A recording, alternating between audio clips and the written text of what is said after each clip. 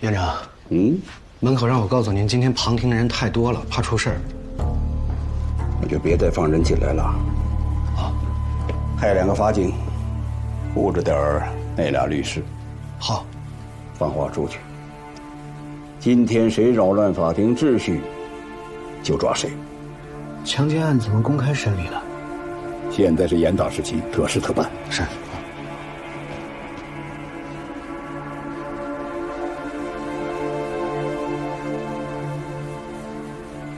丁啊，老丁，这个屎盆子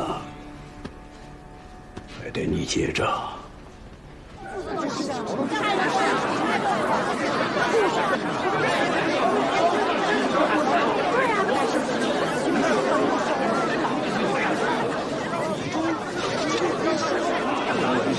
干嘛呀？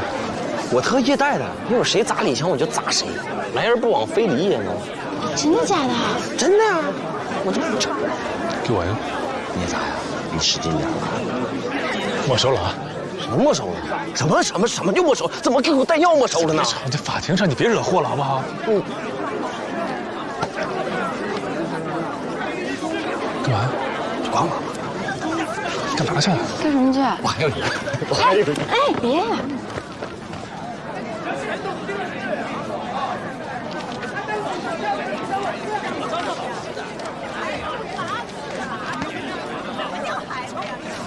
好彩头，一颗红心，两手不鼓。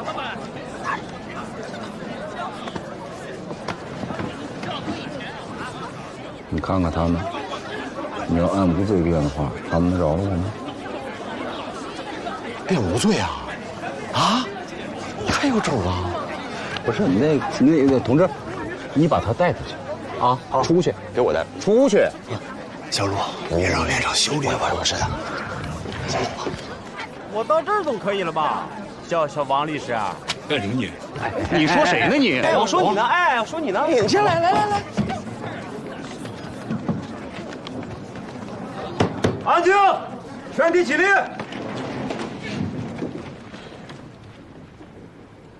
坐下。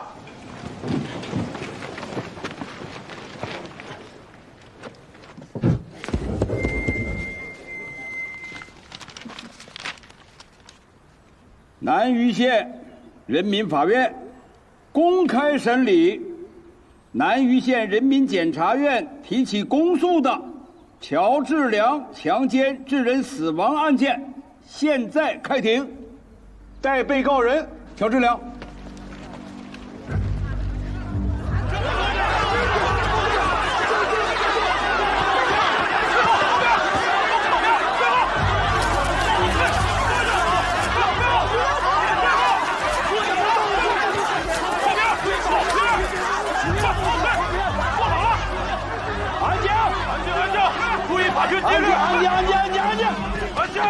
安静！别吵了！注意法庭纪律！怎么还绑着进来了？给他松绑，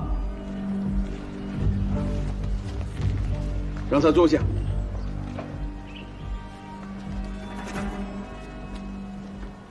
被告人姓名：乔志良，大点声。年龄41，家庭住址：南榆县一中家属宿舍5排3。臭流氓！一中的脸都让你给丢尽了！畜生！这都让你收下！还好玩意儿！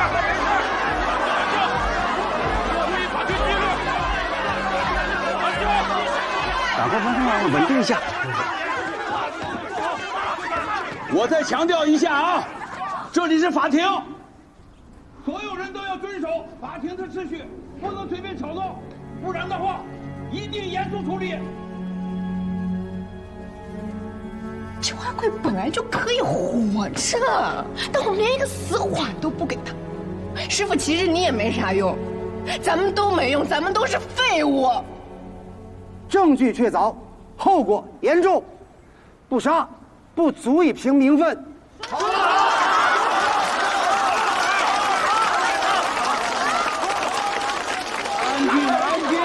安静！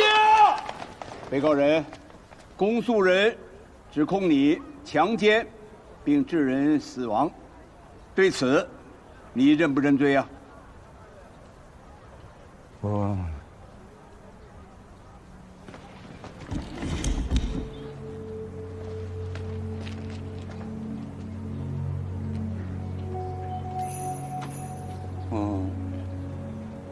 认罪。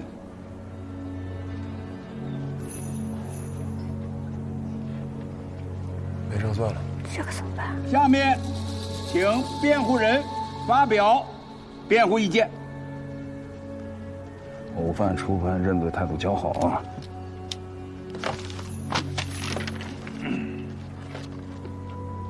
尊敬的审判长、人民陪审员，我是受被告人乔治良委托，并受南榆县法律顾问处指派，作为被告人乔治良的辩护律师。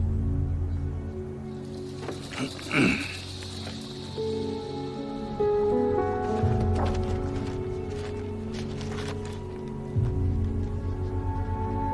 通奸而不是强奸，其行为不构成犯罪，请求法院宣告被告人无罪。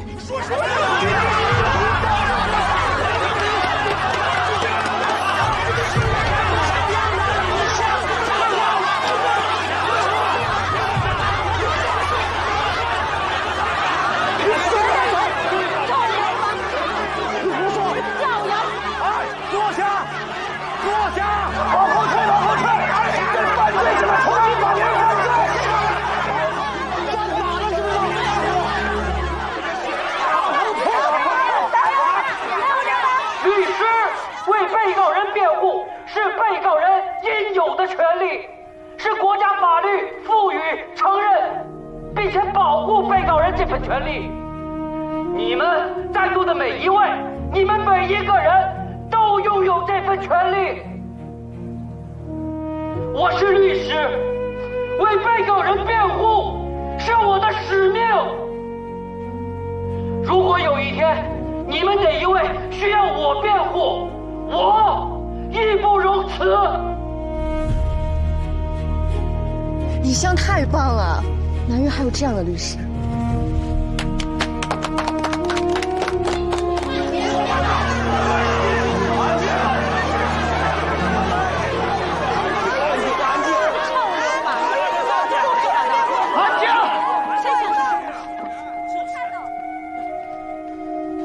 丁院长，我可以继续吗？继续吧。强奸最核心的要件是违背妇女的意志，用暴力或者是其他手段迫使妇女就范，被迫和其发生性关系。公诉人刚才提供的证据材料就能证明，乔治良和魏三妹之间保持着稳定而经常的性关系，长达3年多，近4年之久。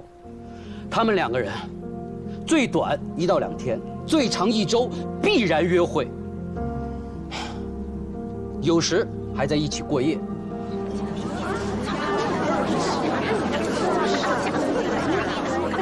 以及我这里有几封魏三妹写给乔治良的情书。又及2人关系被撞破之后，魏三妹给其亲姑姑，也就是乔治良之妻魏爱萍写了一封信，表示忏悔。她并在信中承认了她是真心爱着乔治良。请问，如果是强奸，那这几封信又该怎么解释呢？因此，辩护人认为，被告人乔治良和被害人魏三妹之间有不道德的性关系为真，但是他们2个人之间是通奸，而不是强奸。造谣，胡说八道！他自己都认罪了。安静一下，肃静。导致魏三妹自杀，真正的原因到底是什么？在他们2个发生最后一次性关系之后，被撞破了。乔治良被扭送到了公安机关，魏三妹也被自己的父母关在了家里。虽然她承受了巨大的心理压力，但是有足够的证据表明，魏三妹在当时并没有想要寻死，她而是写信请求乔治良的妻子原谅。而魏爱萍收信未回。当天晚上，魏三妹就自杀身亡，而且乔治良当时正在被拘留。乔治良对魏三妹的死有道义上的责任，但是他并不是杀害魏三妹的真正的凶手。所以，辩护人认为，被告人乔治良无罪。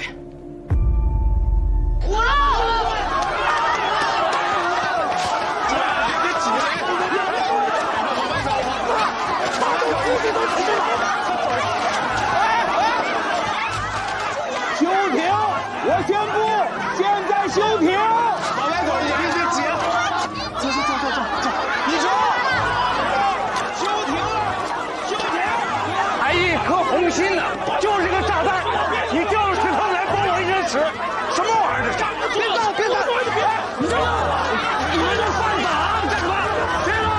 别动！你别动！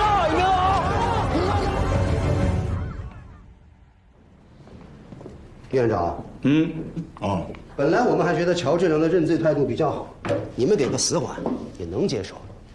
可今天这样，只能死刑了，不然我们肯定抗诉。院长，哎，李律师坐。李律师，你是党员吗？啊，我当兵的时候就入党了。这不老党员了吗？啊，那怎么还不懂政治呢？今天这个群众的反应，看到了吗？院长，我们律师的职责，律师的职责就是不要火上浇油。何止火上浇油，简直是恶意煽动啊！你别乱扣帽子啊，说话要负责任。我说的是事实。哎呀，行了。狄院长，这个案子事实清楚，证据确凿，辩方哗众取宠，有意挑战法律的尊严和社会道德底线。如果法院姑息从轻判决，会极大的伤害人民群众的感情，造成恶劣的影响。所以，我方建议从重从快判处死刑。是。您刚刚说事实清楚，证据确凿，那魏三妹写给乔治良的情书，你们为什么不提取？还有那封忏悔信，为什么不提取啊？院长，您就真的不在乎自己手上判出一个冤案来吗？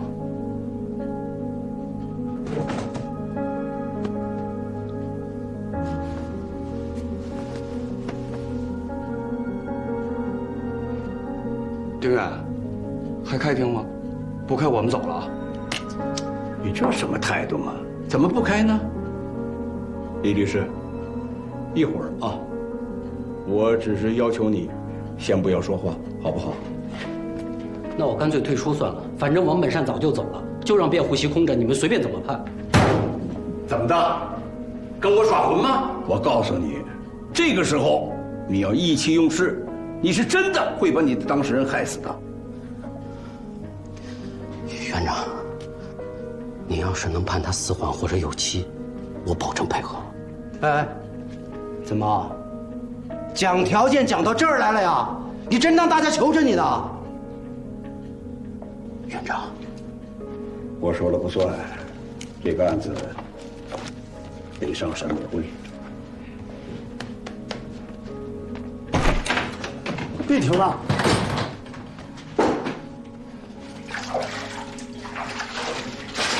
这么快？李湘没跟你一起回来？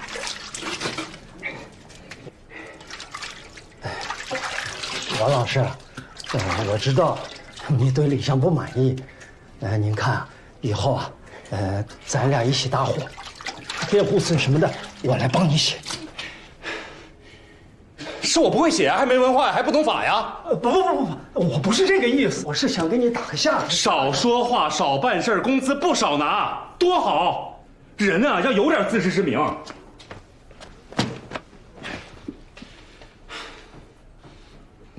倒是好啊，倒是好啊。老王，你没事吧？能没事吗？哎呦，出什么事了？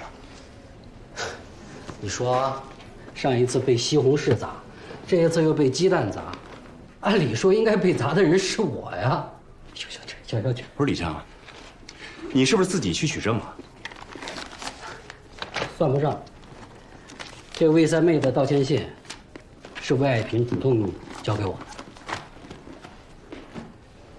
人家毕竟是两口子，家庭矛盾归家庭矛盾，但是也不能盼着自己丈夫去死啊！你是不是觉得自己特有本事啊？那封信他不给检察院，单单给你。说实话，他信任我呀，我特高兴。你就不该收，人主动给了我还不收，让他给检察院去啊！老王，那咱是不是太贱了点啊？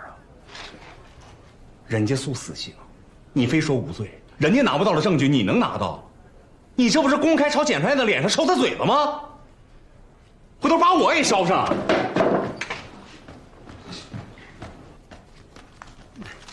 小李，你小老王这脾气也是。要是他不愿意干这个案子，我跟你搭伙。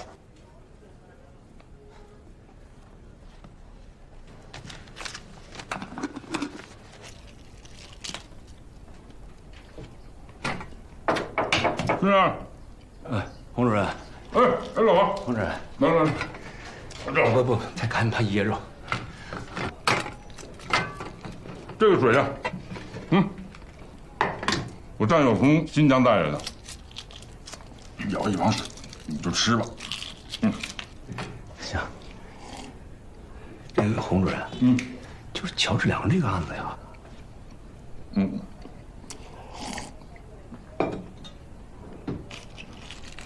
老王，我还是那个态度。如果检察院说什么就是什么，那我们算干什么吃的？不是啊，主任，您看啊，您不是搞专业的，就是很多事情呢可能不太明白。你这话我就不爱听了。什么叫不是搞专业的？我不会学吗？啊？哎，法律顾问处你好。哎呦，梁局长，我是战胜啊。你说，请指示。我指示个屁！你们法律顾问处是干什么吃的？怎么专门和上级唱反调？你那俩律师给那个强奸致死案做了无罪辩护，你知道吗？啊，知道啊。你还挺理直气壮啊！这都是你授意指使的吧？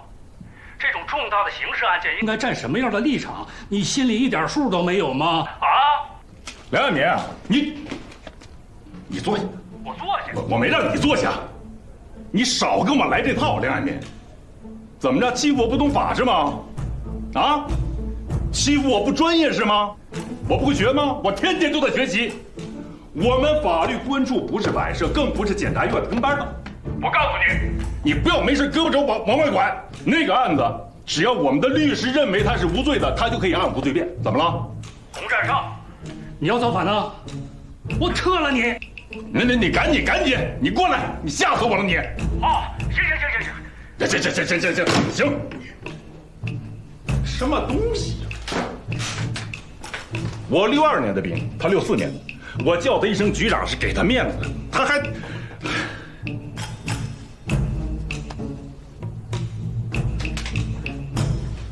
老王啊，怎么了？不舒服了？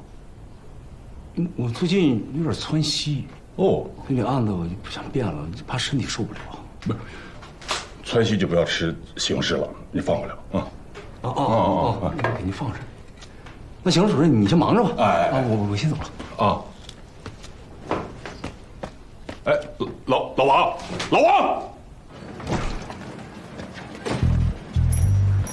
李强，哎，你怎么来了？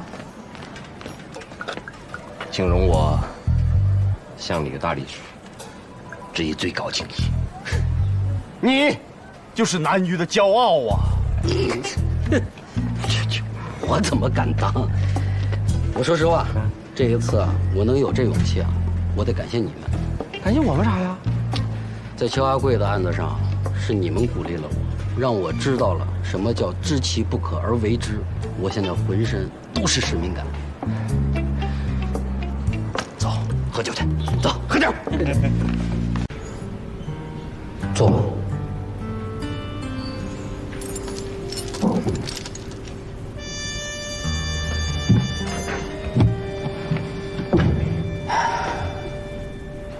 我这次来呢，是想最后问你一次，这案子还上诉吗？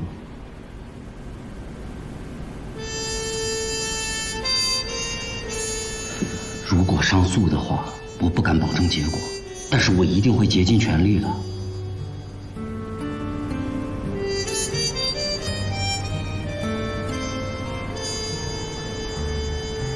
乔治良，你老婆很恨你，但是她也不希望你去死，她也在尽全力的救你。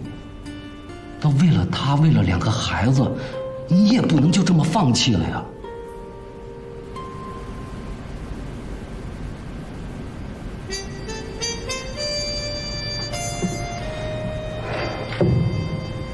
死刑案件是可以上诉的，你继续委托我好不好？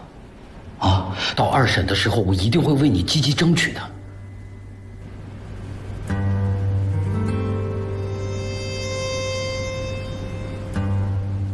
乔治良，我都没有放弃你，你为什么要放弃你自己呀？啊！李律师，辛苦你了啊！我们有缘再见。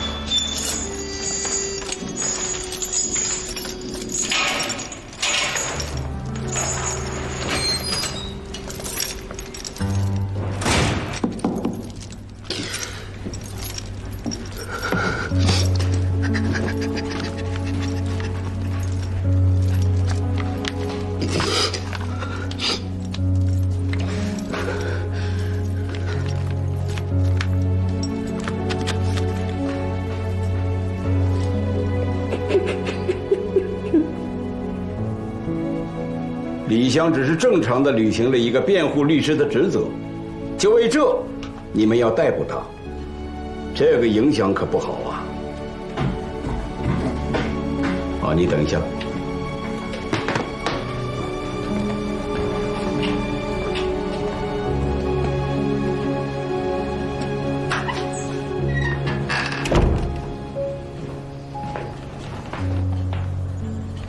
你说吧。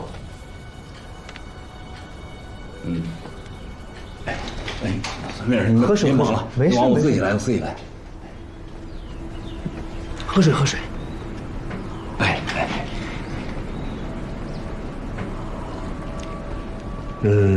本山，你刚才反映的那些情况啊，我认为都非常好，很有价值。但是，你为什么没有第一时间向组织上汇报呢？其实我汇报了哦，我向洪主任汇报的。你现在都敢摔我电话了？当初要不是我收留你，你早回家修水库了。梁爱民，你跟我说话客气点。老子正团结啊，20多年党龄，2次2等功，3次3等功，到哪儿老子都可以发光发热。还你收留我？我是看在这么多年咱们战友的份上，我在帮你，你不知道吗？啊，对，谢谢啊。那你知道我给你擦了多少回屁股吗？他支持李湘，洪主任这个人吧，这业务能力不高，作风比较粗暴。哦，我有耳闻。再说了，就这种事儿，我不能越级汇报，是吧？不管怎么说，咱们司法局还是国家的买卖嘛，你怕什么？我怕什么？苏书记点了你们法律顾问处的名了。我不就骂了你1、2句吗？我又没骂领导，他点我名干什么？无罪辩护是合法的吧？对。律师尽责辩护，是不是法律赋予我们的使命和权利？别唱高调了，紧跟形势你做不到，总不能逆势而动吧？啊！现在全国刑事案件案发率快速下降，社会治安明显好转，群众的安全感得到了提升。在这个节骨眼上，你来个死刑变无罪，强奸致死变生活作风问题，你知道你放了颗多大的卫星吗？哎，那在组织找上你之前，你是怎么做的？我坚决和李湘斗争。但是还是不够坚定，是吗？孙秘书，我真斗不过他们。他们就拉帮结派的，在顾问处搞小山头，你说我，所以你就明哲保身了。没关系，本山，你的立场我们是清楚的，不然就不可能有今天的谈话了，明白吧？明白。哎，治病救人，亡羊补牢嘛。哎，没关系，别有顾虑，把你了解的情况如实的、尽量详细的向组织上汇报。因为你作为第一见证人，你说的每一句话都是很有价值的。好。有这么严重吗？我告诉你，你别不识好歹，赶紧主动做检查，别到时候我想保都保不住你。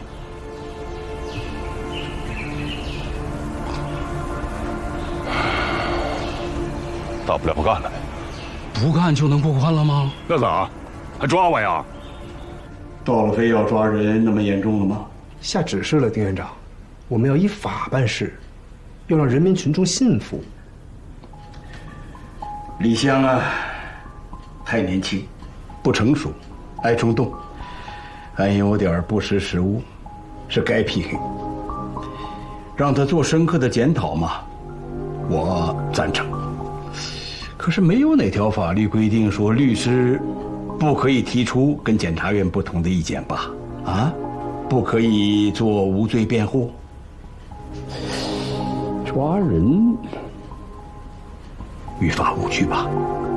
他公然对抗组织，他包庇罪犯，他向罪犯泄露国家机密，他还没有违法犯罪吗？泄露国家机密？对呀。他泄露了什么国家机密啊？这等泄露内门的国家机密，简直就是一群法盲。请进。丁院，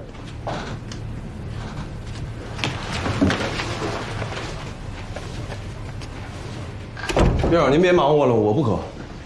那怎么行呢？拿破仑说过，你们是下金蛋的母鸡呀，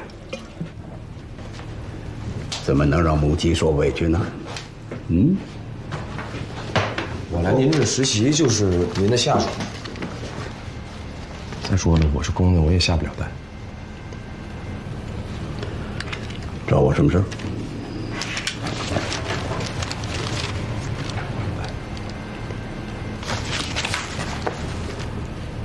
李湘律师履职记录。什么意思？丁院，去年1年，李湘律师受理的案件一共有36个，其中刑事案件19件，包括指定辩护15件，均做了罪行辩护，还有17件是民事责任，调解成功率高达70%，其中10件他没有收取任何的费用。所以呢，说明什么？这当然能说明李湘是一个很好的律师啊，尽职尽责、认真、专业、受人爱戴。丁院，我听说因为李湘给乔治良做了无罪辩护，有人要抓他。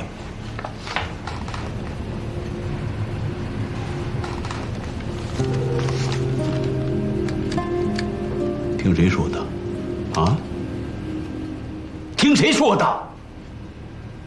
说这种话要承担责任的。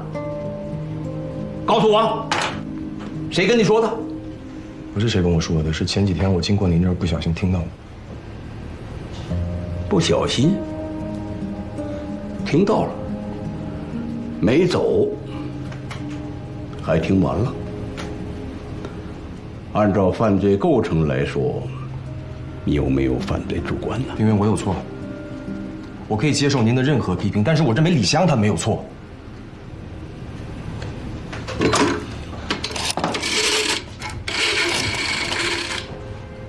小郑，你过来一趟。那，你这上面写的19件刑事案，我作为法院院长可以告诉你，他辩护的成功率还不到10%。怎么叫专业？你不也写了吗？他1年被投诉了3次，算得上还贷？丁院，就现在这个社会情况，刑事案件辩护成功率能到10%就已经很不错了。还有那3次投诉，有2次是因为他给坏人辩护，这说明不了什么呀。维护委托人的合法权益是律师的法定职责。如果他认为乔治良无罪，他不提出来，这个是他的失职。他的辩护意见，法庭可以采纳，可以不采纳，但是不能因为他的意见跟公诉方不一致就要抓他吧？说了吗？没有。接着说。国家现在提倡改革政法工作，我觉得南于能有李湘这样的律师，是南于的福分。如果我们这么对他，院长，将来律师在法庭上就真的成了装饰品了。进来，岳院长啊，跟总务说一声，把这个门给我换了，都漏风了。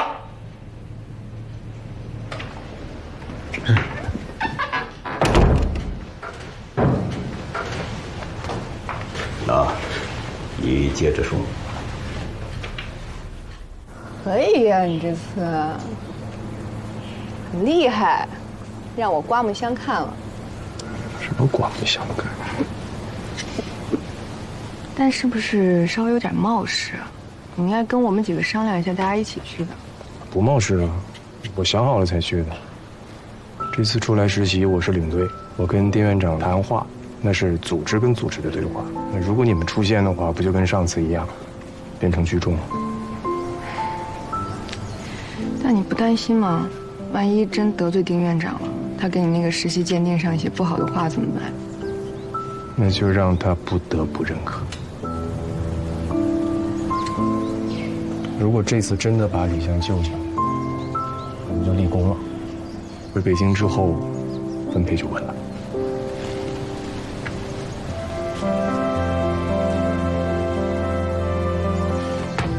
这次回家发生什么了？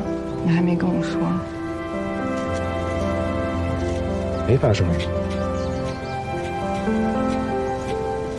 我就是单纯的对我未来的职业规划有了一些新的想法。新的想法是什么？就是务实、功利、为结果论。夏英杰同志，我没有觉得务实是一个贬义词。在合理合法的情况下达到自己的目的，我觉得是智慧。我不想我未来的职业生涯就变得委曲求全、受人钳制。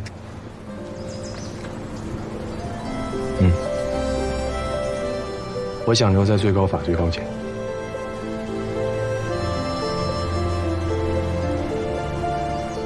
咱们一块儿留北京，一块儿留北京吧。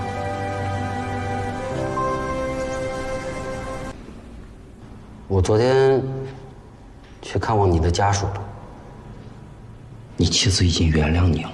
麻烦您帮我转告他，让他把我忘了，让我千万别让孩子知道，他没有这样一个父亲。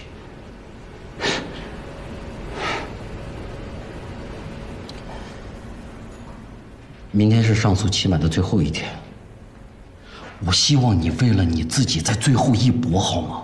啊，你什么都不用做，你只要同意，然后继续委托我，剩下的交给我去跑就行了。魏三妹就是我杀的，是我害了她。你觉得我还有什么脸能活下去？我就该被枪毙，我该死，就该被枪毙。我该死，我该死。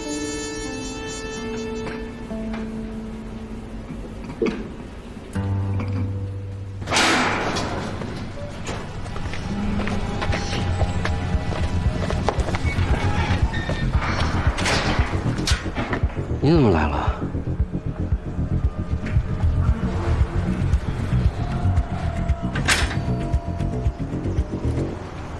我不相信。我也不相信，所以让老于去问了丁院长。那他怎么说呀？他没表态，我觉得大概率是真的。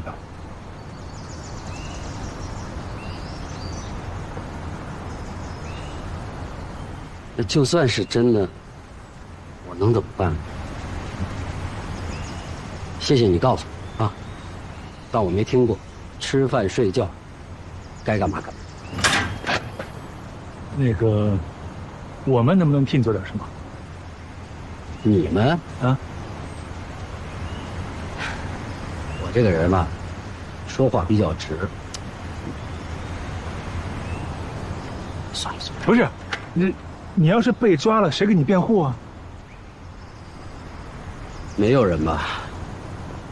我们南榆县一共就仨律师，一个王本善，一个秦志高，一个不会替我辩，一个根本就不会辩。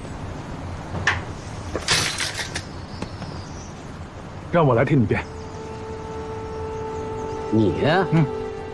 你没有律师资格呀。我可以给你做普通辩护啊。我知道你看我们这些大学生眼高手低，又冲动又幼稚，是吧？但是总比王本善强，对不对？你想想。行，那我就委托你普通辩护。行，你给我签一个委托书，你这有纸吗？这，你别碰我包里，这全是乔治良的卷宗。你跟我回顾问处吧，我回办公室再签。你要是回不去呢？不至于吧？对，你写我背信。在这。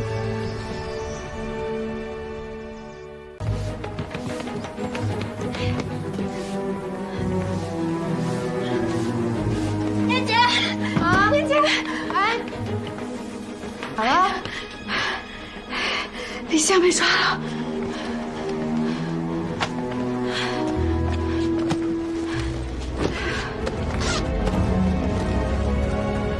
一中，你可想好了？李湘能因为履行职责被抓，你也有可能。你怕个啥呀？爱谁谁。你要干嘛？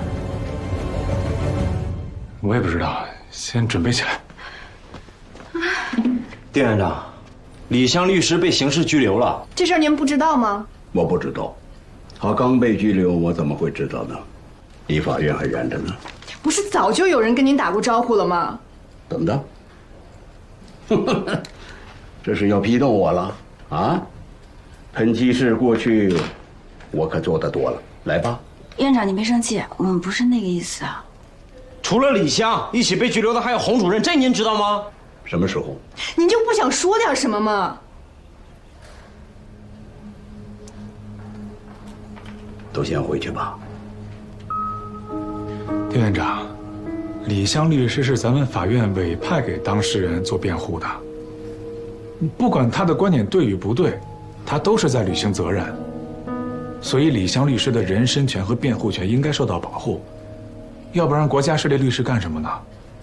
没错。你跟我说这个干什么呢？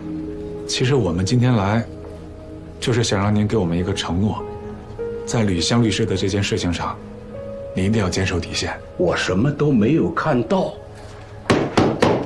我承诺什么？就因为你们是北京来的大学生吗？就因为你们觉得自己是义正辞严，我就得依着你们吗？你们就是捣乱，在党的领导下，国家的大力推进法治建设，制度完善需要过程。你们是来实习的，不是来我院主持工作的，知道吗？走，都给我走，都给我回去，回去。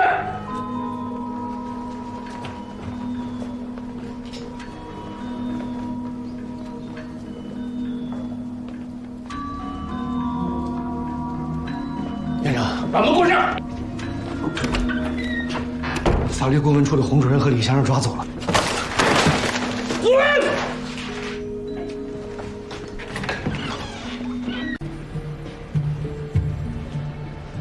怎么样？你师傅怎么说？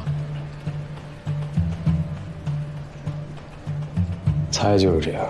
一到这种时候，什么偶像、青天、老前辈全都原形毕露。那抓律师，他们可真敢胡来。基层上都是这种事情，只不过正好被我们碰到了。你说南榆这小地方，判个律师，谁关心？谁知道？关个2年出来人都废了，连个水花也没有。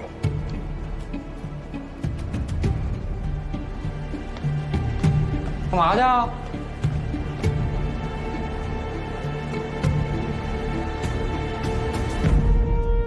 走，不是，哎，快走，我得见李湘。干什么呢？你就乱来！我有权利见李湘。你有什么权利啊？你又不是律师。这就代表法律，代表什么法律？走。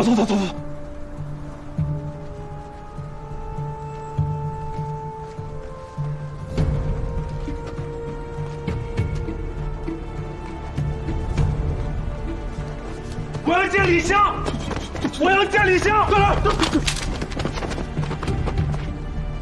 我有权利见李湘。我告诉你啊，在这捣乱，你是个倒霉的，听见没？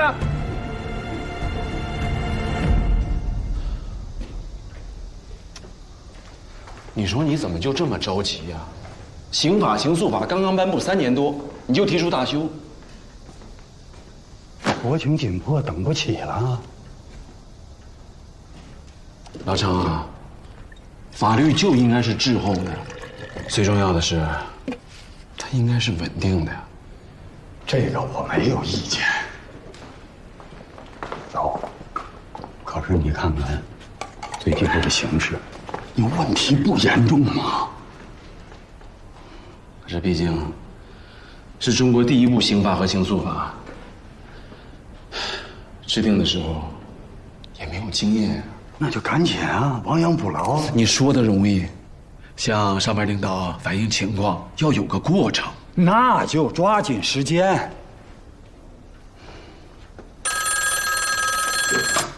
喂，我是周一波。哦，夏英姐啊，你们在南隅实习的怎么样啊？什么？为什么？不，这什么时候的事儿啊？哎，不，你们现在千万不能盲动，你们现在要做的，要尽快、尽量全面的整理材料，随时跟我们联系。我和程老师家里电话你们都有吧？好，你也多保重啊。出什么事了？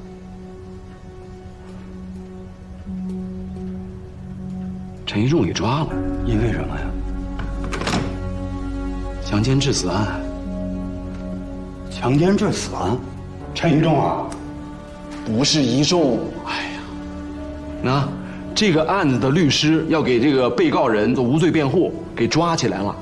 一仲呢要给这个律师做无罪辩护，那也给抓起来了。这荒唐至极吗？敢抓我学生？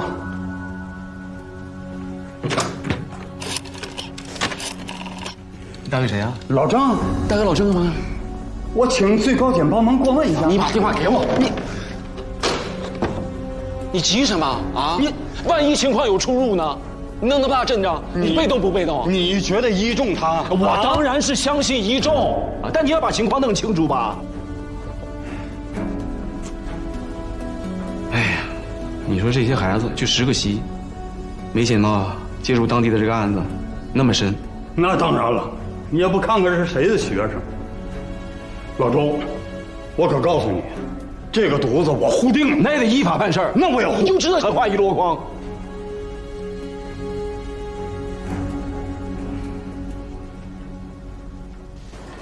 周老怎么说啊？让咱们稳住。这不陈一仲到底干什么了呀？从小就是这样，憋着不说，一出就是大事儿。他俩呢？找丁院长去了。那找他有什么用啊？这个老油条，看。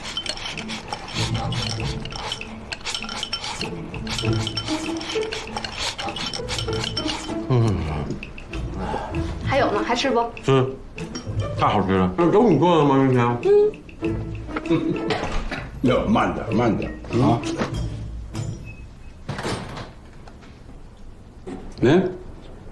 你怎么不吃？我不饿，丁员。要不咱们先把正事聊了。正事啊，我觉得李湘的事情可以等案子到了院里再说，但一仲您得管过来，要真起诉了就来不及了。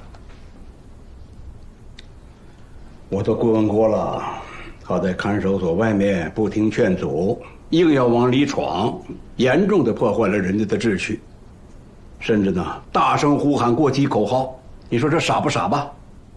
那个院长，我拦您一句啊，他们这有点栽赃陷害了，至少也是夸大其词。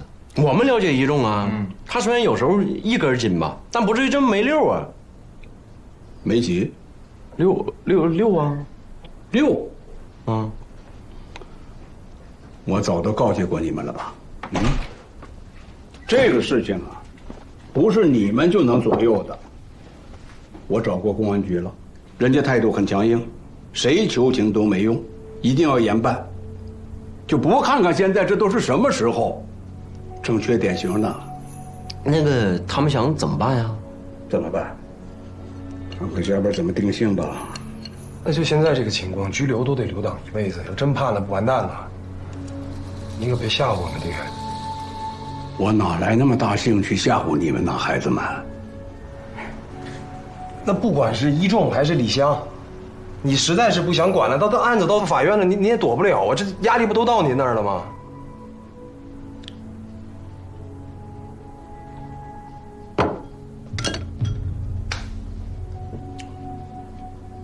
我得谢谢你，那么替我着想吗？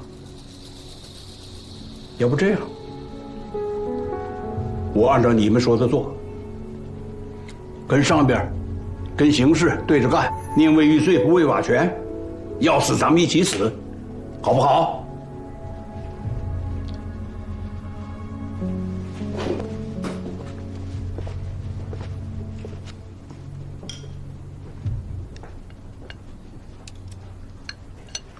吃啊！哦，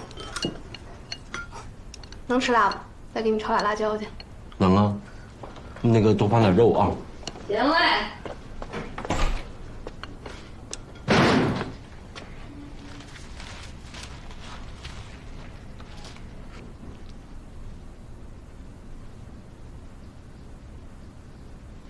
那么好吃吗？什么？早上来吃饭的吗？咋的了？你说咋的了？你懂个屁你！我这个叫赶桥卖教，我夸人姑娘做饭做的好吃，当爹的不开心。教吧。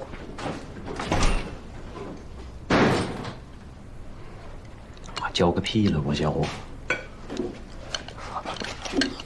没走啊。英哥，那个我茶我先走了啊，回头再吃啊！你别整了，快别整了。你知道强闯看守所是什么罪名吗？你跟那个李湘是什么关系？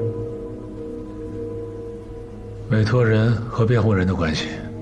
你连律师证书都没有，你做什么辩护？普通辩护。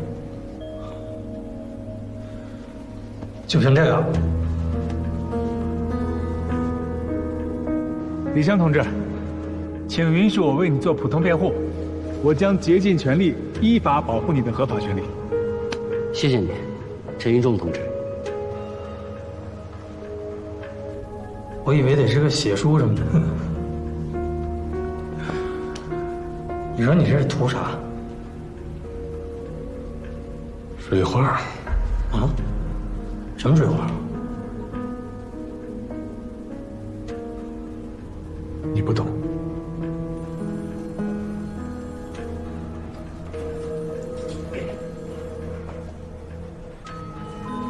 接通了，搞快点哈，马上下班了。哦，好。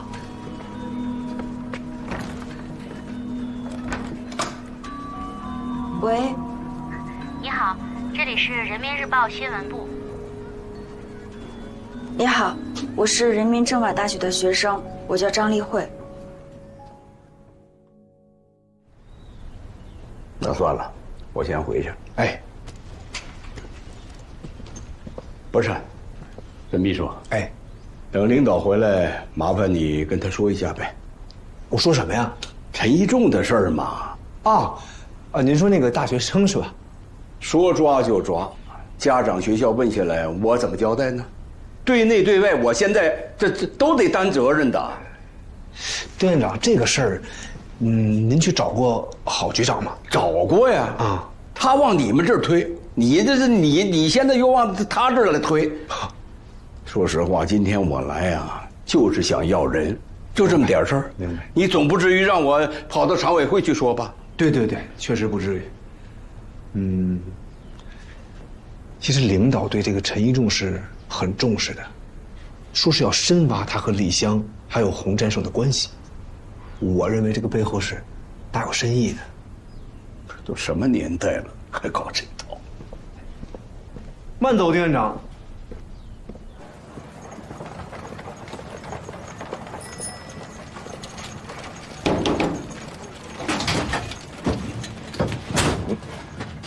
哎，抓紧！院长，我总觉得不大对。有屁快放！我跟这个陈一仲算挺熟了，他不是那么莽撞的人，闯看守所又是喊口号的，不像他干的事儿。什么意思？啊，因为我听于光远说，他俩家庭背景不一样，陈一仲属于是世家。什么世家？法律世家，好像是北京的高校啊，两院有很多人都跟他父亲是同学，所以我就总觉得哪儿吧。去公安局，去郝局长那儿。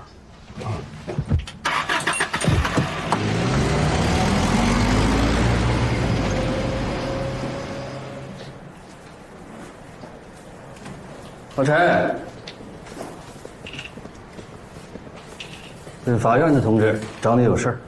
你好，好，你好，这是上级的文件。请稍等。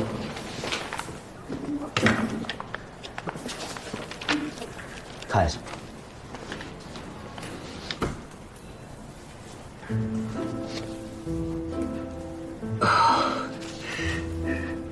感谢领导对我的信任。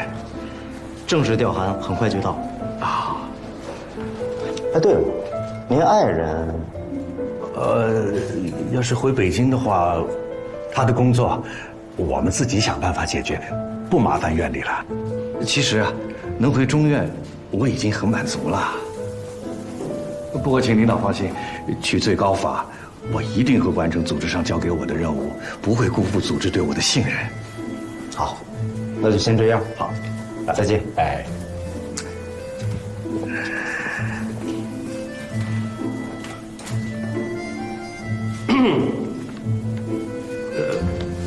杜主任，我马上回去工作。哎呀，急啥？怎么着？熬出来了？要去北京了？我一定站好最后一班岗。你要是早调回去，我儿子兴许就不会枪毙了，是吧，老陈？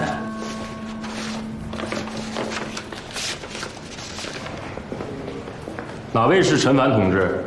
是我。我们是南余来的，你儿子进看守所了，来向你了解一些情况。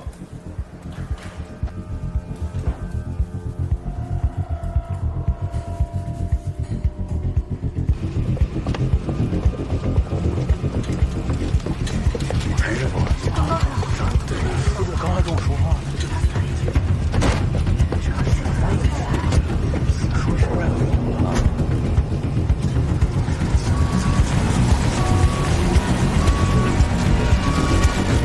什么纰漏？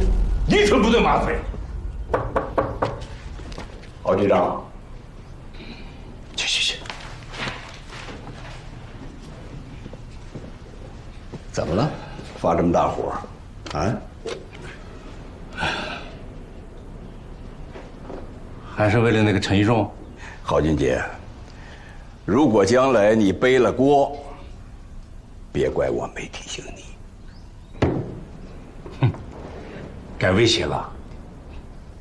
我也是刚受命，刚刚派人去江阳做外调。外调？又调谁呀？你那学生家里啊。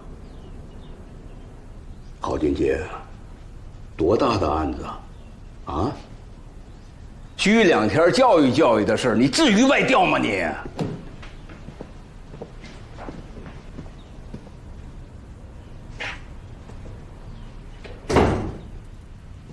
他强闯看守所，喊反动口号，搁哪儿都得深挖。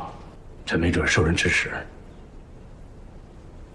他在你这儿实习，你多多少少得沾点责任，啊，吓唬我呢？求你件事呗。说吧。别把他跟刑事犯关到一起，不要让他受委屈。来，起来，起来，龙啊，起来！咬呀啊！听不懂人话是吧？听不见吗？话不是啊！起来，来，起来啊啊！起来了啊！起来了，起来了！说话！牛是吧？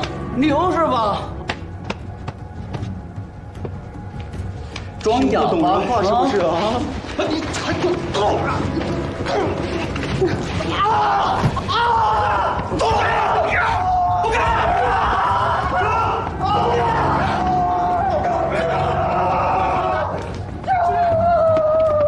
别打了，要死人了！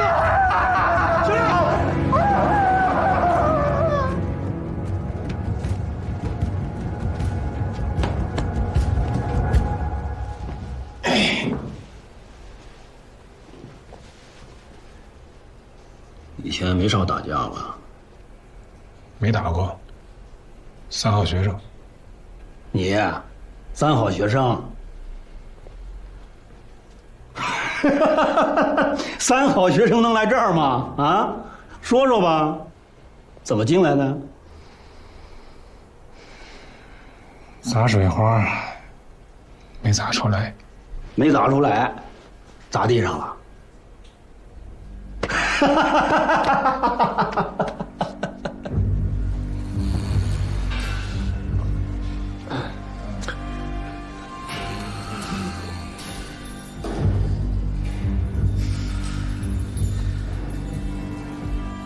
这样就能甩掉我了？你别以为你牺牲有多大，你大不了就是大学白上，毕不了业，让你爸失望。我呢，我命都没了，你赔得起吗？不是为了你，什么？我是为了我自己。我如果不进来的话，那我就真毕不了业了。崔一仲，我才19岁，我才19岁，别想跑，这一辈子都跟定你了。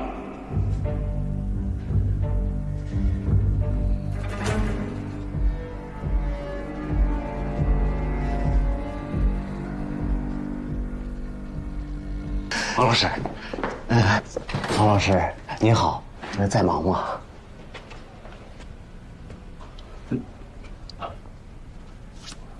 忙不忙的，看你们什么事儿？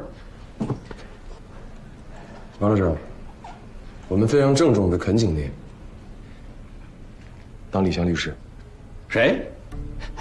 李湘。你们知不知道他是怎么进去的？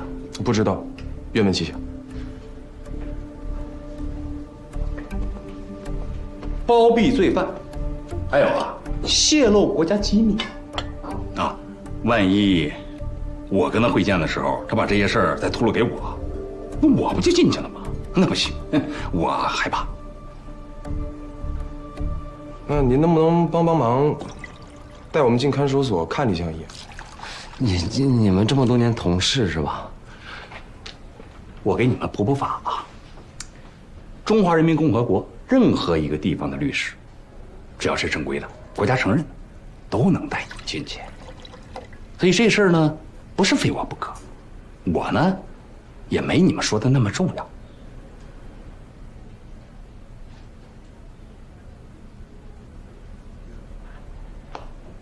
我有律师资格，我能带你们进去。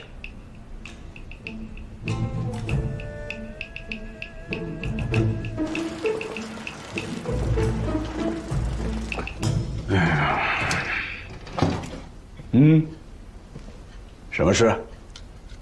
想让您跟看守所打个招呼，想去见李湘一面。我不是说过了吗？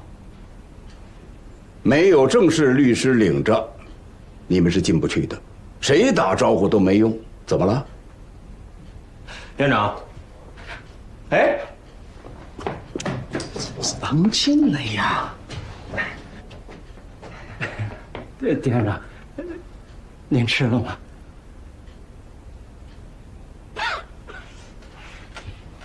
这就是你们找来的律师吗？嗯，对啊，我看过律师证了，没问题啊。老秦，年轻人胡闹，你也跟着胡闹啊？你这一把岁数，不知道厉害吗？你这辈子经历的事儿还少吗？怎么着还不够？还想再来一回啊？真知道。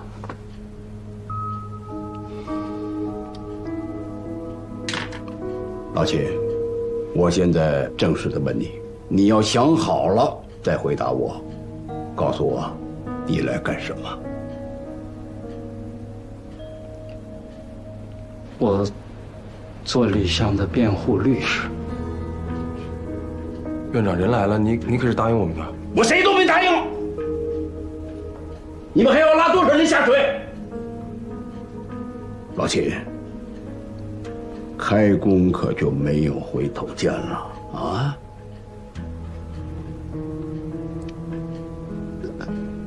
谢谢院长爱护。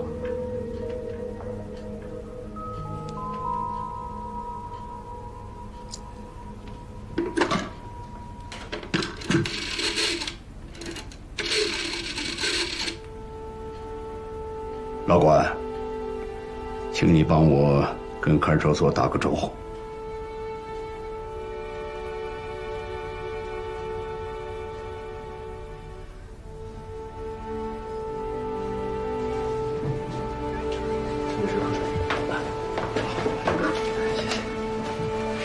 您是哪个学校毕业的？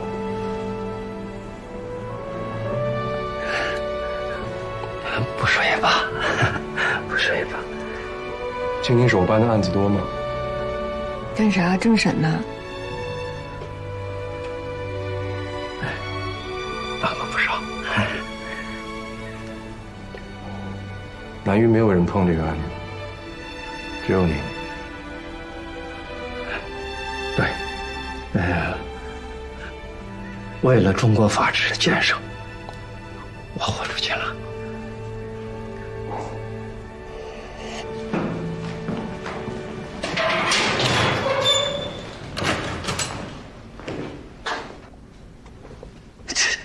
你小子哪儿偷的西装？小李，老秦，你俩怎么结合在一块儿去了？这是委托协议，你要是同意，就在上面签个字。要是没有老秦啊，我根本进不来，所以就。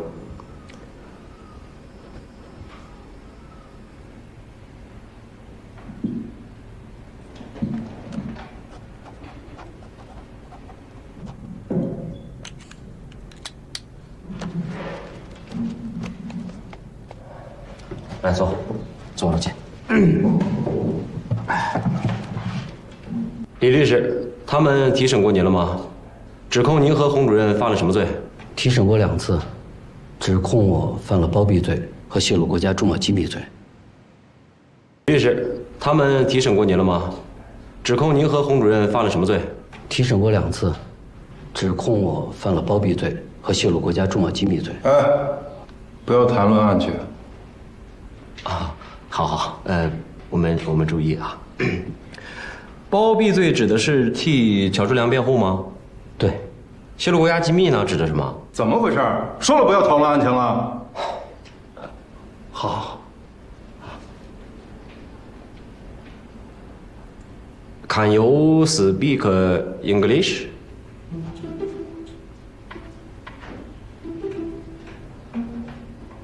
A little.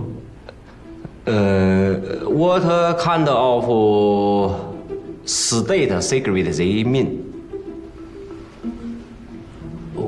我会见乔治良的时候，他一意求死。我为了劝他，我就告诉他，检察院正在准备建议死刑，他们认为这是在泄露国家机密。我最后警告你一次啊！再讨论案情，马上结束会见。Well。不许讨论案情，我们来干什么？啊？哪条法律规定了律师会见不许讨论案情？你态度好点儿。你改正你的错误，我就收回我的态度。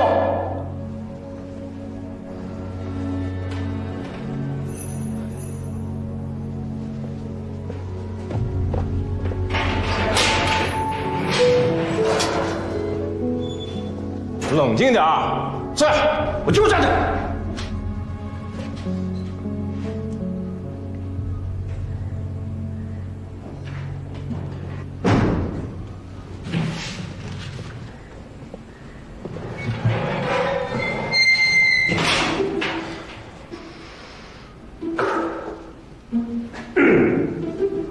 现在，我们来讨论案情吧，可以吗，警察同志？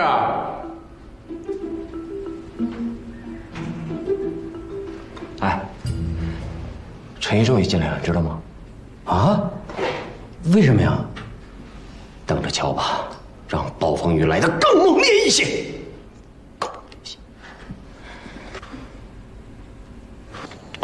我听老陆说了见面的过程，我觉得李湘案是好事儿。好事。如果这个案子影响面够大的话，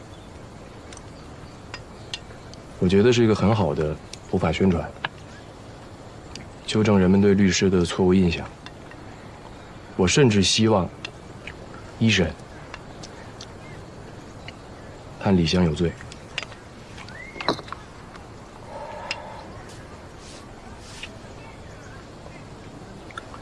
这样这个案子就能成为全国非常经典的案例。那是太冒险了，就算是官司赢了，他们职业生涯也毁了。而且一路打到最高法，那他们得在里面待多久啊？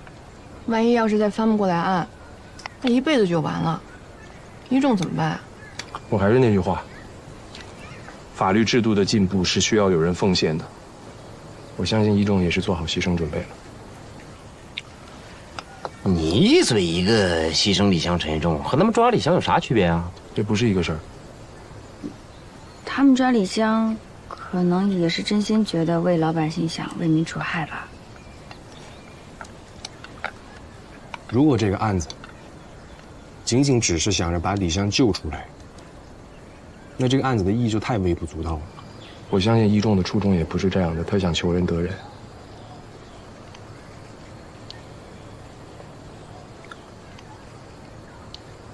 城市里长大的陆公子应该不知道什么是牺牲吧？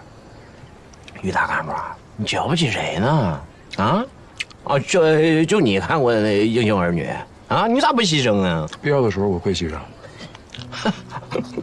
大部分的牺牲都是无名无姓的，像尘埃一样。只向前看，不会知道。我不知道。对，你是不知道。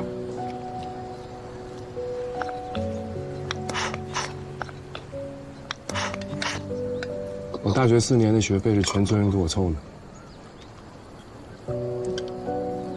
我出来了，我弟弟妹妹只能待在家里种地，照顾父母，没有办法读书。你们只看到我，没有看到我后面的人。以我之身换制度的进步，在中国法治史上留下姓名，我愿意。刚才还尘埃呢，现在又名垂青史了。一片冰心在玉壶，慢慢吃。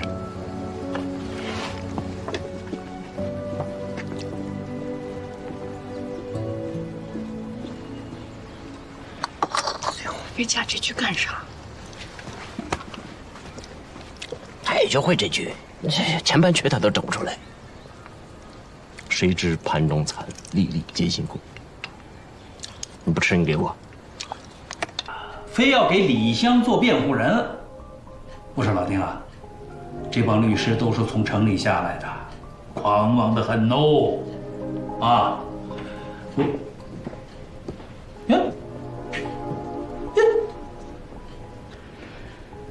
省城的律师们是怎么会知道这事儿呢？那肯定是省律师协会指使的呗。那省律协又是怎么知道的？那肯定是有人通风报信的呗。那又是谁通风报信的？你看我怎么知道的？不过我觉得这一招是够阴的，这个屎盆子怎么越做越大了呢？那你可要端好了，千万别撒手啊！老爹，这个屎盆子我也不端。哎呀，还有个事跟你说，上面要求我给陈一仲以反革命罪来。怎么了？省城来了几个律师，要给李湘做代理。不是，他们怎么知道呢？我觉得应该是报社起作用了。有可能。李湘是律协成员，报社反映给省律协，那帮律师坐不住了。平时就挺受委屈的，现在借题发挥。什么借题？这就正题。反正李湘案现在已经不仅仅是李湘案了。那帮官僚肯定想不到，小小南云因为这个事情出名了。4两拨千斤，厉害厉害。等，这帮律师没提释放陈一仲啊？没说。那这不真成牺牲品了吗？啊，得想招啊，同志们！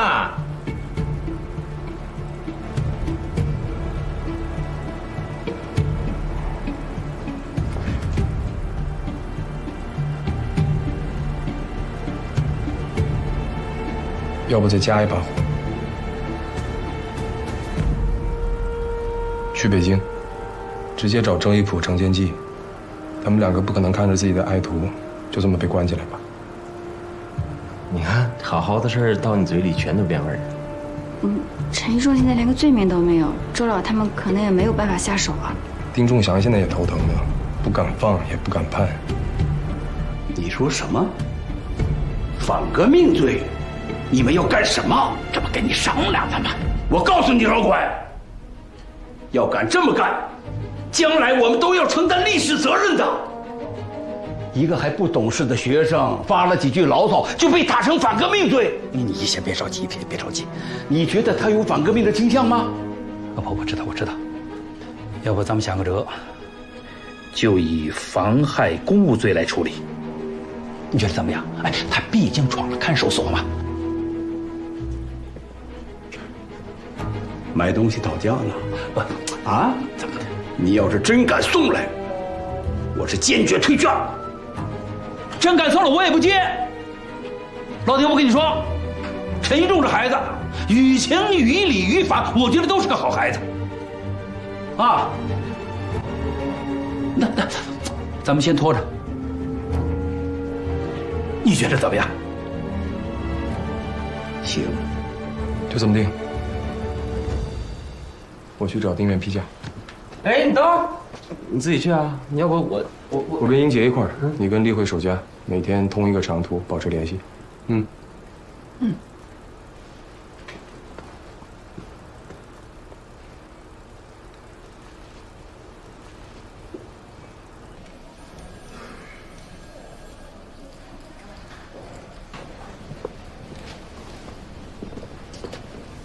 李远，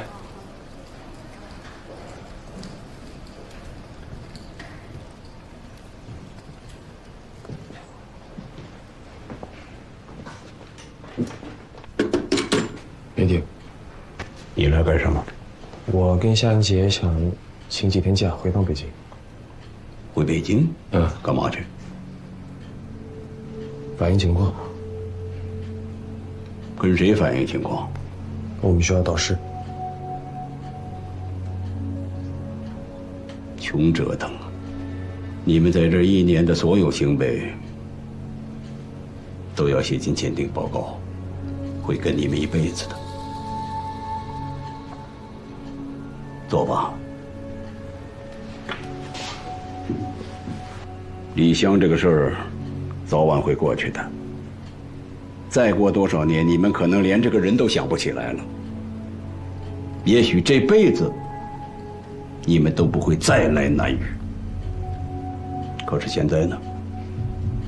你们要为这个人、这个事儿、这个地方搭上自己的一辈子啊！孩子，一句话说错了，一个队站错了，那就是一生的蹉跎。这个多少前车之鉴呐！还有这个秦志高，你说他陈一中呢？如果他真的被判了怎么办？您怎么办？是宁为玉碎不为瓦全，还是说就是硬生生的把那烫嘴的山芋吞进去？丁院，我们去北京也是为了您。我不需要。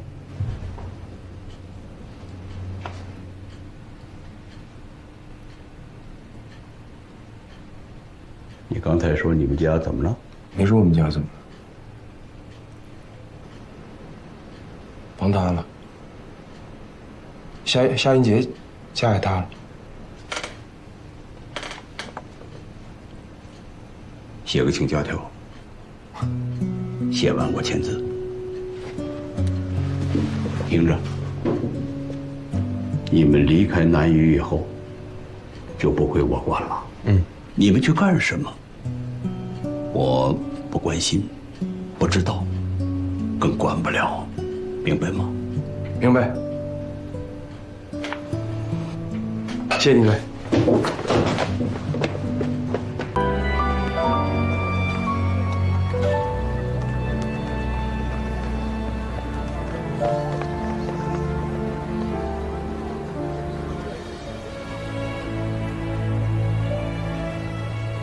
走啊，老钱，你不是做梦都想来吗？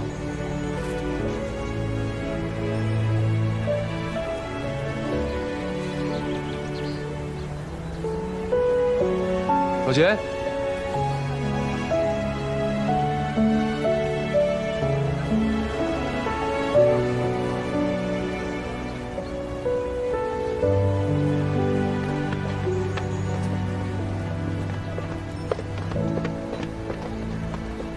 慢点，老钱。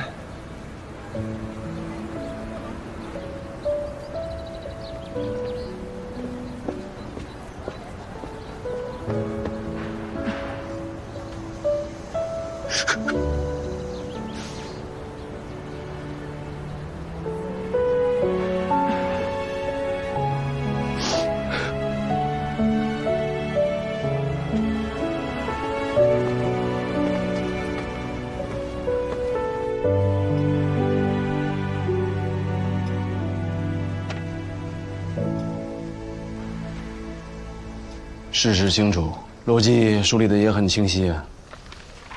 这材料谁写的？英姐写的。我们几个一起写的。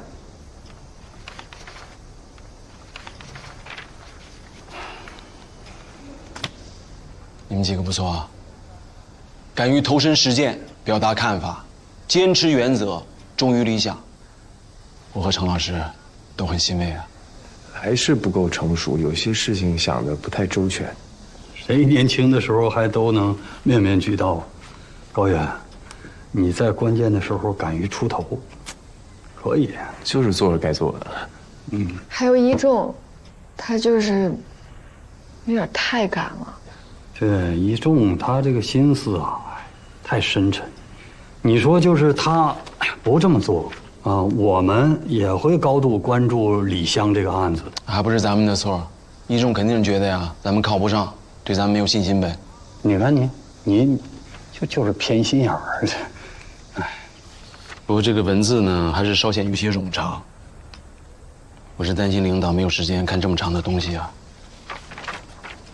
哎，程教授，要不你帮忙定定性啊？我来改改吧。这个材料能递到上面去啊？他们会关注这个事情吗？国家已经认识到了，要想做到长治久安，非走法治道路不可。法治建设不是一蹴而就的，是一步一步往前走的。那批示什么时候能下来？你比我还急，等几天。问题没你们想的那么简单。来，校对一下书稿。好。我帮你问问我们自己来想。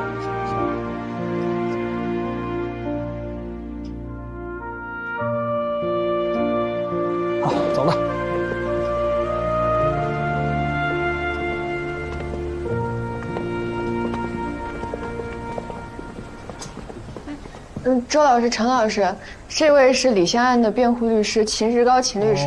你好，秦律师。你好，你好。哎，走了。那我们走了。谢谢，走吧。戴老师，哎。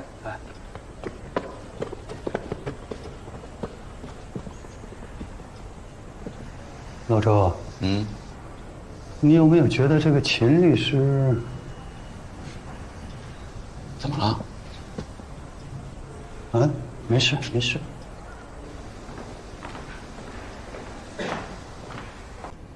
我说这个黑律师案，检察院为什么还不起诉？正在审查证据，但经办的检察官说证据不多，比较难办。人都抓了，迟迟不办不审啊，弄得社会上是谣言四起，效果是大打折扣啊。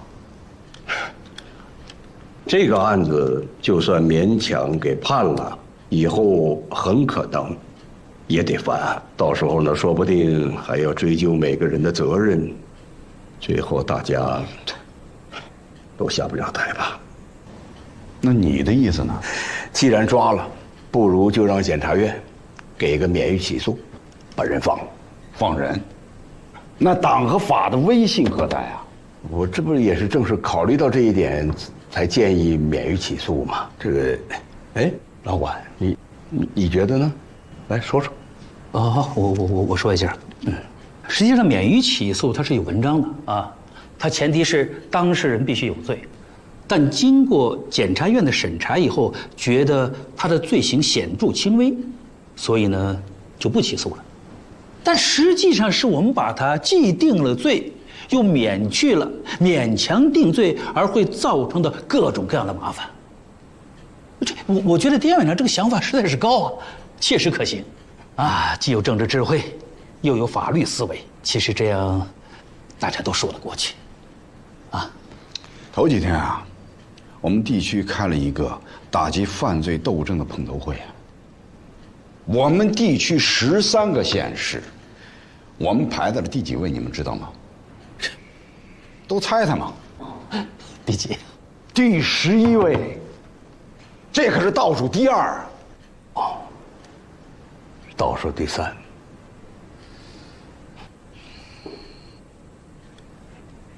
我们工作不力的重要的原因，就是因为我们对种种乱象不坚决，不敢下痛手。所以说这个案子一定要判，而且要坚决的重判速判。领导，要是我们真的给办成了错案，那以后追究起来，所有的责任我来负啊！我错了可以撤我的职啊，怕什么呀？那好，不，这个你记它是干什么？不是，这需要记吗？这个我觉得这个是我这都有，我在记录。当然那就不记了。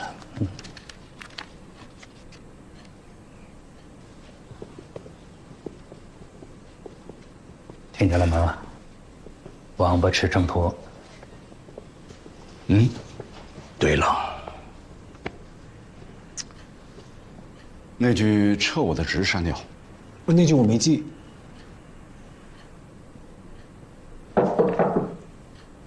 领导，刚才忘了个事儿，那个李湘和洪战胜先搁一边，就是那个抓起来大学生，能不能考虑先把他放了？他呀，什么罪名啊？什么都够不上，毕竟是人民政法大学的高材生，人家来到咱们南隅来实习，你别到最后给人实习到监狱去了，这好说不好听了。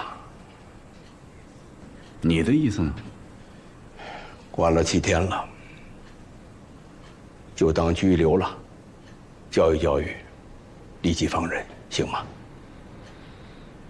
考虑考虑吧。啊，好。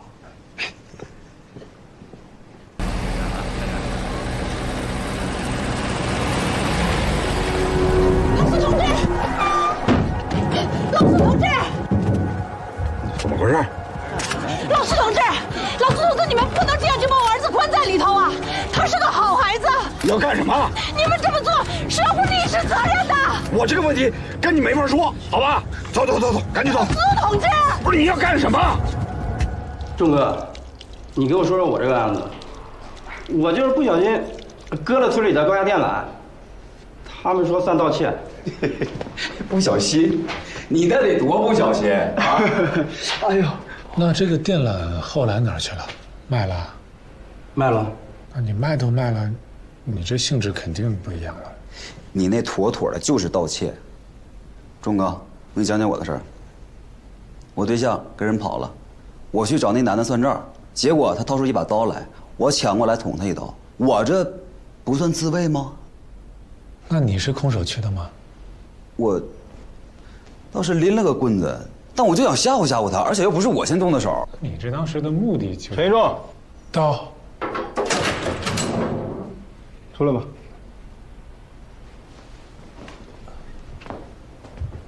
兄弟，恭喜，毕业了。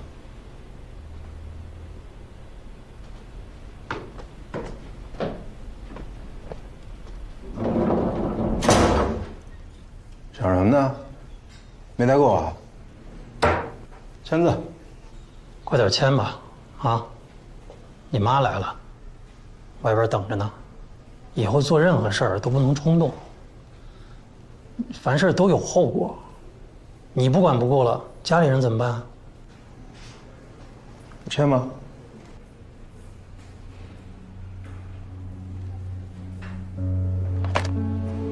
我没反革命。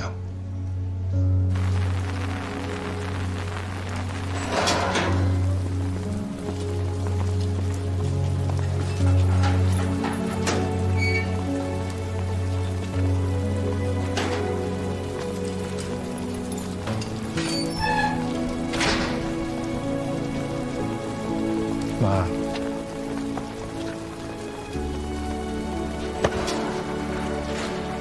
说你这么做，你替你爸想过吗？你知道你爸受了多大委屈，啊，牺牲多大吗？说你就为了这么一个小案子，差点把自己一辈子都搭进去了。你这么意气用事，你能成大事啊？你爸他，我爸没来啊。你爸来，你以为你谁呀？妈，你怎么知道我在这儿啊？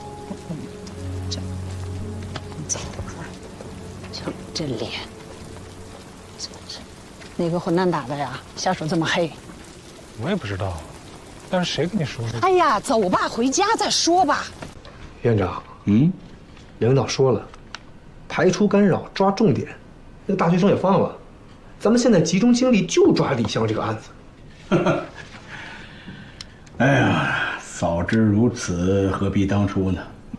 人家妈妈千里迢迢来找孩子，带了一些省报的记者，举着话筒，照相机这咔叽咔叽，一闪光，谁不出头啊？我听说了，我听说他穿着打扮的，看起来像是个受过教育的人啊。那撒起泼来确实挺吓人的。孙秘书，如果陈一纵真的有什么罪，谁闹都没用，抓什么重点那是心虚，怕把事情搞砸了，影响不好。已经托人找报社了，绝对不能发出稿子来。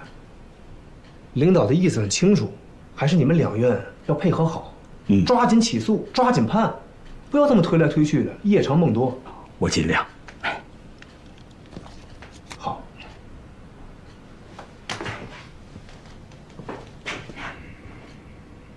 他这个妈是怎么知道要去找领导呢？是啊，要不查查？不急。把你弄的。老袁，博尔曼的那个法律与革命，那是我托人从哈佛带来的。我知道啊，我都没捂热，我就借给你了。对，你都这么久了，人家书呢，你到底还不还了？还了，啊？啥时候啊？我叫小马给寄过去了啊。那个书啊，寄了茶叶吗？不是啊，对啊。什么茶叶呀？还有一本书啊，蓝封皮的，烫金大字的，是不是寄丢了你？没有，只有茶叶。那书呢？你是不是？你书是？哎，你看这不在您这儿吗？你不是老袁，你这你，你怎么还能明抢呢你？先用元气，先用元气。你老程还没用完呢啊！你听，晚几天5盒茶叶啊，5盒茶叶吧，好吧？你这，哎，老远就听着你了，你是不是又欺负我们老程呢？瞎欺负我！你没听见吗？又讹我5盒茶叶。袁律师你好，我叫于高远。我听过您的讲座，特别崇拜您。你好。律师你好。律师，袁律师，我是5、3级的秦志高，是这次李湘案的辩护律师。很荣幸见到你。对，你看，行了，这我就都不用介绍了。你说这一屋人，就没有人不知道你的？知道，必须知道。谁不知道袁一方先生是中国最知名的律师？我跟你讲，也是最失败的律师。是，不过人家打输的官司越多，哎，你看找他的人还越多。奇了怪了。不是老袁，你说这真话，你这么多年你打官司到底挣钱还是赔钱吗？什么赚钱赔钱？这月没赔，有一些盈余。哎，就等他这句话了。他赚的钱啊，足够买去南屿的火车票了。对，够。袁律师会跟我们一起打这个官司？对，上面呢暂时还没有消息，就是咱不等了，先搬请袁大律师出马。你这重量级也够了，够，绝对够。袁律师，我对这案子最熟悉，您需要随时找我就可以。袁律师，这个案子我更熟悉。方方面面您都可以问我。好，秦律师，那我们就搭个伙，搞一场，行不行？行，太好了。好。我没想到袁律师，您能亲自代理我的案子，我值了。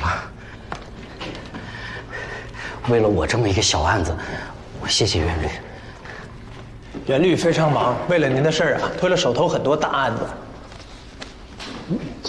忙，最近我推了哪些大案子了？你说出来，就说这些有的没的。于江律师啊，你这个案子也不是小案子，这个事儿如果我们不管的话，那以后我们怎么干活啊？你在替全国的律师在受苦，经受考验，我责无旁贷。但我不一定能打赢哦。那不管输赢，你这个经历都绝对有价值。袁律师，我的领导洪占胜主任跟我一块儿被抓的，有人代理他的案子吗？你放心，外面还有律师呢，律协的。我只是个先锋，前赴后继。代理洪主任的律师也是袁律亲自挑选的，都很有经验。是我挑选的。那是因为我要挑一些打官司胜率比我高的，你不能都压我一个人身上，我赔率太高。来吧，我们讨论一下案情。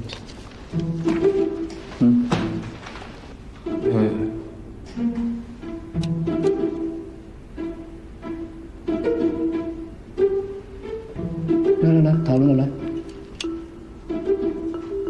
好，在这儿听啊。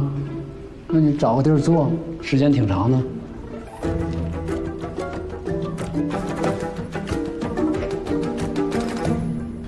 哎呀，现在检察院是顶在了前面，但是到最后啊，还得是我们来兜这个底，跑是跑不掉的。你们看看，谁来主审呢？哪位？老丁啊。我苏国胜啊，有，有什么指示吗？我听说从北京来了一个叫袁什么芳的，要帮着那个黑律师打官司啊。这个人可是名声在外，来势汹汹啊！这个情况你知道吗？啊，有这事儿吗？我没听说呀。他就住在你们法院的招待所，在你眼皮子底下。要不这样，我派人把他赶走。不用，你让他住啊！你开门迎客有什么好怕的？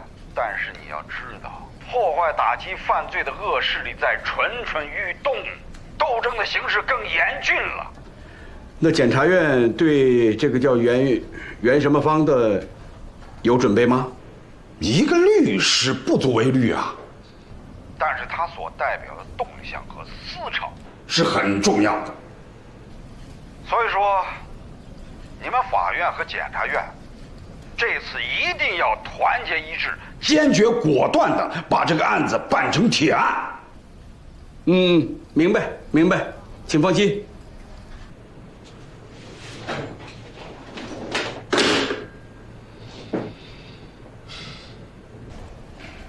上边可是说了，要坚决果断，把这个案子办成铁案。这就对了。张院长，咱们院里就属你最果断，你来主审呗。我，老丁啊，这就不太好吧？我又不是业务干部，我来主审，这有点开玩笑嘛。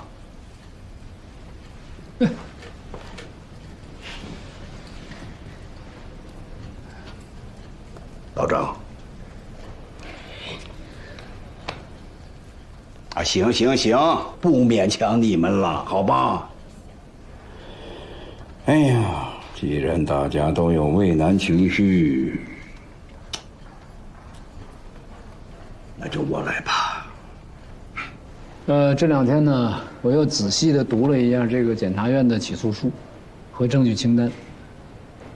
我相信啊，他们也觉得这个起诉有点勉强，证据薄弱。所以呢，袁烈，我想问一下，既然检察院也觉得证据勉强或者证据不足的话，那为什么还一定要诉呢？好问题。是啊，为什么一定要诉？啊？是有些人要跟我们律师过不去吗？还是跟那个洪战胜有私怨、有仇，或者是某些人这里有问题？别笑啊，别笑，我这不是嘲讽。我说的出了问题，是指在认识上和想法上、观念上出了问题。他们认为你们律师，啊，给犯人做辩护也就算，还给死刑犯做无罪辩护，得寸进尺了，不懂事儿了。这明明就是包庇，这也是犯罪。中国的律师制度刚刚恢复，大家对律师的价值、使命以及在法治中的作用缺乏统一的认识，这是不可避免的。您还挺替他们着想的，不可避免，情有可原嘛。那还怎么变啊？哎，你这也是个好问题。对呀，怎么变？我们律师第一件要做的事情就是统一认识、统一想法。我们这次做这个无罪辩护，目的是什么？啊，谁来说说？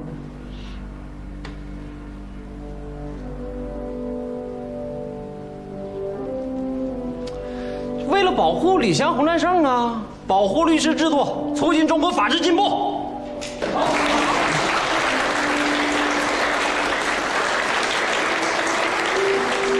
很好，你接着说。还有呢？扩大影响算吗？扩大您的影响，以后再有类似的官司，你一出马，他们不得想想啊？你这答案我得想想怎么回答，因为你这马屁拍得我挺舒服。但是我这算个屁呀！我以为更重要的是我们要通过这次辩护普及观念，要让大家认识到，我们律师制度是中国法治不可或缺的一部分。我们律师不是检察院和法院的对立面和敌人，我们跟他们一起构成了中国法治的主体。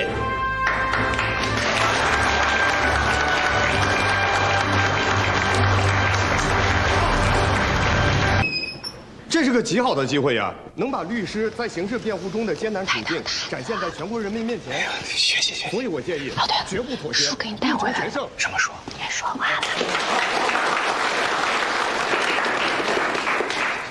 不仅是无罪判决，我觉得还要要求检察院、法院方登报向红丽二位道歉，还他们清白，因为只有这样才能证明我们这一次的辩护是成功的。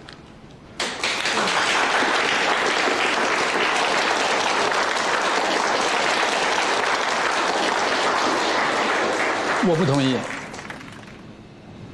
我们是律师，我们律师的职业道德要求我们，首先要把当事人的利益放在第一位。对于2位当事人来说，他们现在最大的利益就是要尽早的恢复他们的人身自由。为此，如果对方愿意妥协，我们尊重。我们也必须要对检察院和法院尊重。我再次提醒大家啊，我们跟控方不是你死我活的关系。我们要通过这个案子和大家一起明辨是非，要厘清在律师参与的刑事案件的辩护上罪与非罪的界限，来彰显我们律师制度在中国法治上的重要性，这才是最重要的。先别鼓掌，我觉得这甚至比案件本身的结果还重要。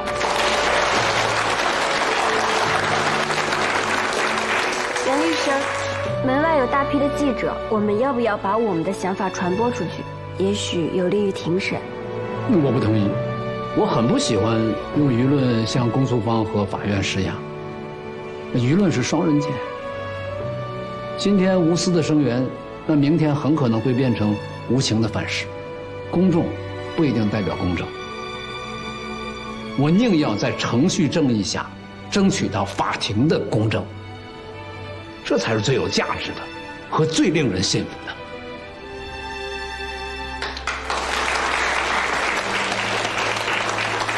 我要当律师，我要当愿意发证的律师。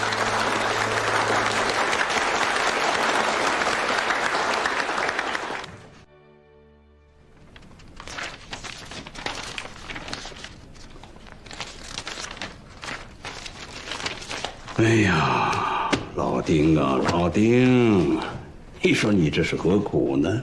嗯？院长，时间到了。没准儿啊，不管最后谁赢，输的肯定是我了。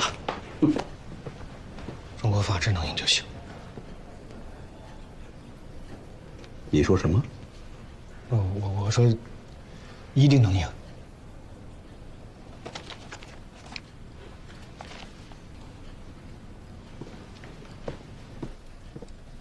必须赢！哎，你别动，我拍个照片啊。1、2、3，停了。我怎么感觉我正站在历史里啊？你俩，我感觉你感觉的没错。哎，几位同志，我是记者，关于律师案能采访2句吗？我们行啊，我们不接受采访，不接受了吗？啊，就别采访我们了。那不好意思啊，没关系，没事。哎，您能帮个忙吗？您说，帮我们5个人拍张合影行吗？哎，没问题啊。那是用我的还是用你们的？用这个吧。行，好，那更好。那就是以这个为背景是吧？行。好的。那稍微下来一点点。哎，好。好，那全身还是半身？都来吧，要不然好，来，1、2、3，笑，好嘞，再来一张，来喽，都笑了，我的，笑了，再来一张，来，1、2、3。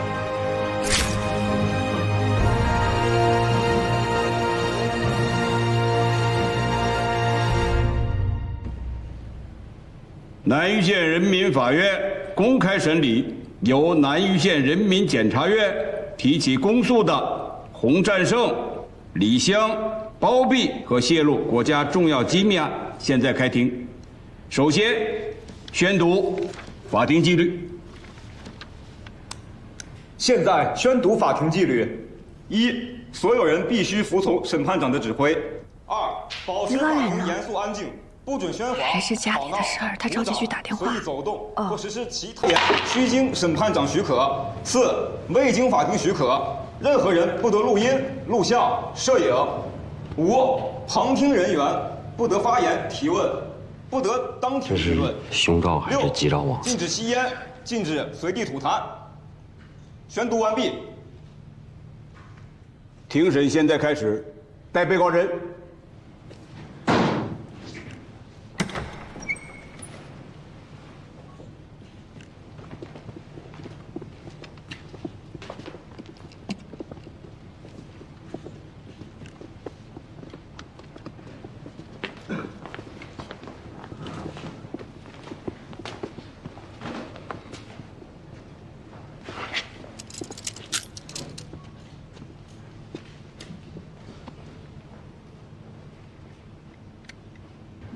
诉人，被告人李湘在案犯犯罪事实清楚、犯罪证据确凿的情况下，公开为案犯做无罪辩护，其用意就是要混淆视听，为案犯开脱，包庇案犯的犯罪行为。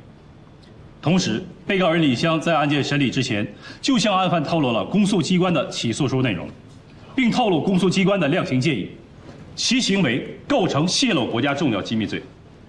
被告人的行为呢，都是经过被告人洪占胜授意所进行的，所以被告人洪占胜同样构成上述两罪。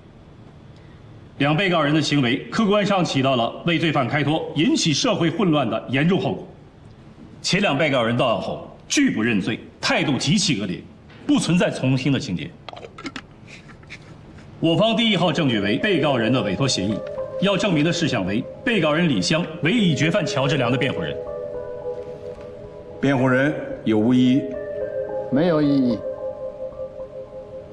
我方第2号证据为被告人李湘在已决犯乔治良一案上的辩护词，要证明的事项为被告人李湘无视公诉人提出的大量已决犯乔治良的犯罪事实，公开为他做无罪辩护。辩护人有无异议？没有异议。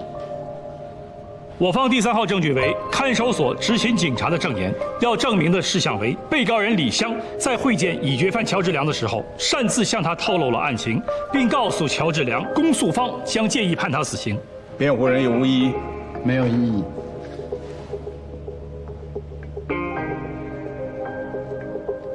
都是铁证。被告辩护人，你方有无证据向法庭出示？有。我方的证据1是公诉方的证据1，证明我当事人接受了乔治良的委托，是乔治良的辩护律师。公诉人有无异议？无异议。继续。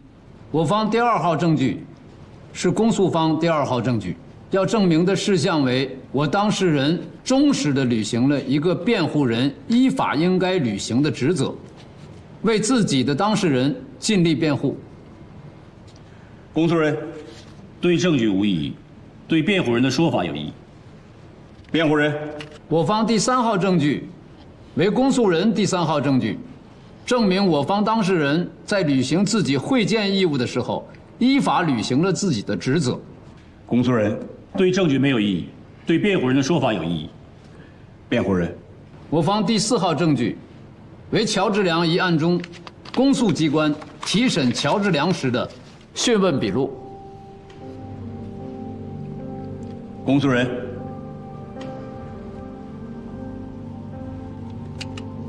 公诉人，没有异议。